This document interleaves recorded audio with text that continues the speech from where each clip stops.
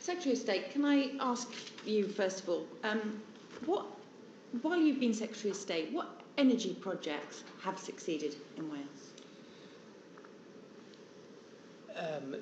There'll be a whole, well, you will know that much of that policy is mixed. Some of it is reserved, some of it is demand-led. Name me some projects. Well,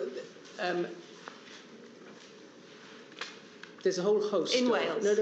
Well, you know that with the greatest respect, Ms McMorrin, you will know that the energy market in the UK is not isolated to Wales.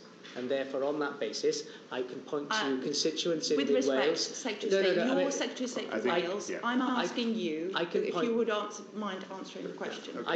You will obviously be aware that energy projects across the whole of the UK are not dependent geographically, and therefore it's an integrated network.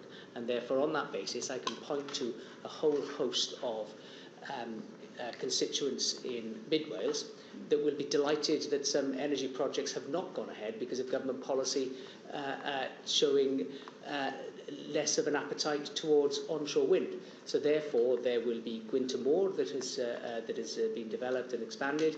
There are offshore wind farms elsewhere. You will know about my enthusiasm towards the tidal lagoon, but clearly if that doesn't stack up financially, then clearly it shouldn't go ahead and cannot go ahead. So to be fair, I wasn't aware of your enthusiasm towards the tidal lagoon. But anyway, Ms McMorrin, I will point out to you, when I was on the number 10 policy board before becoming a minister, I think even Mark Shorrock has recognised the support that I'd given in taking them to meet the policy officials in Downing Street in order to see that the policy itself could be investigated and interrogated in the way, and I was as disappointed as anyone else was that couldn't go forward. Okay, so we're clear then that very little has actually gone through in Wales in terms of energy development, and we're still waiting for a lot of that to go through. This is just another example of something that hasn't managed to get through. In terms of meeting carbon budgets, you as the UK government are set to miss your carbon budgets. Are you aware of that, Secretary of State? Do you want to lead on the policy? Well, firstly, Secretary of State for Wales, actually, I was asking, because... Well, with great respect, carbon doesn't stop at administrative borders, does it? Exactly, which is why I'm asking the Minister who's responsible for Wales about carbon and climate priorities. Well, Ms McMorrin, I will try to answer it myself. Nuclear is my sector, and I asked for nuclear. I believe in nuclear, the future of it as an industry, and I believe in the future of it in Wales. But this is about as far as budgets. The carbon targets are concerned, I can say one of the many reasons why I'm in favour of nuclear and in favour of nuclear in Wales is because it will help a lot reducing carbon and produce a lot of electricity.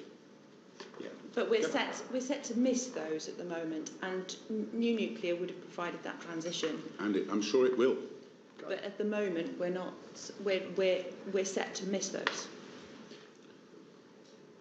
Yes. Carbon budgets. Yeah, indeed. Yes. And that's one of the reasons why I'm so pro-nuclear.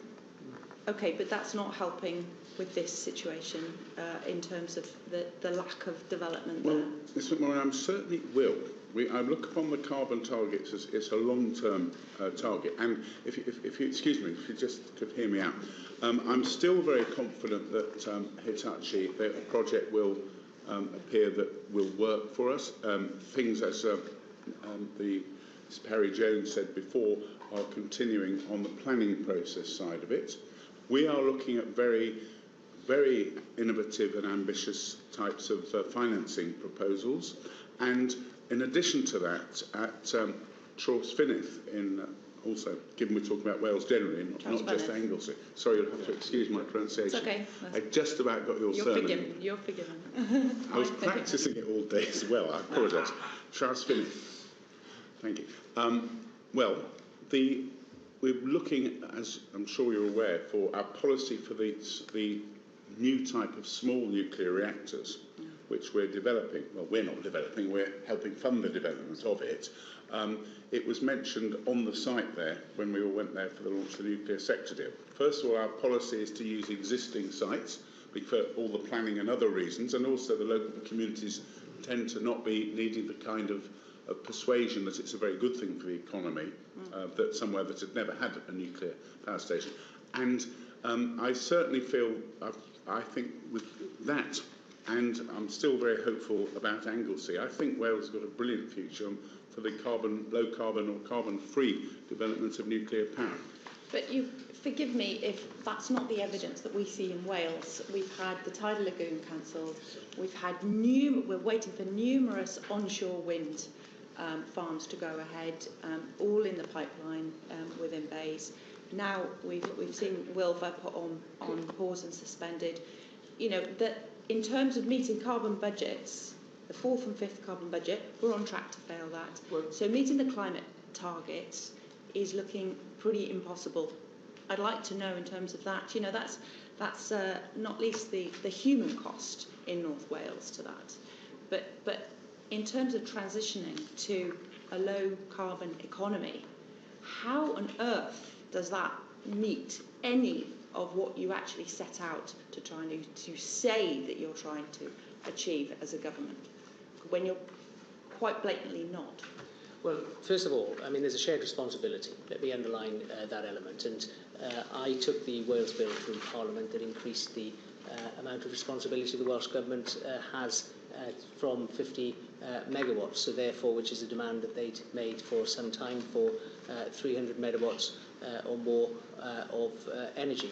So therefore, many of the projects will also fall to the Welsh Government for responsibility. Planning policy in a whole host of these areas fall to the Welsh Government for responsibility, and therefore the schemes will be judged on their own merits, either according to whether they qualify for financial support, be it in the subsidy. We talked about the auction earlier. Well, if they don't meet that criteria, then quite obviously they won't go ahead. But secondly, the planning policy, for which the Welsh Government have a greater responsibility, but even asked... But not on the larger projects. Ms. McMorrin, I'd better bring in a few of your colleagues, actually, if I can. I will. Just on the last point, though, you know, you can say this again and again and again, but the evidence is there that you're actually not bringing forward these projects. So something is broken. I'd also say it's broken within... But these projects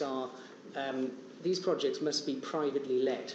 It's not up to a government to develop a project and to build it as we heard from our last witnesses. I'll finish on this point. Yeah. These projects have got to be privately led, and therefore it asks a question about the business engagement, possibly, but with the Welsh Government, for example, if projects aren't coming forward.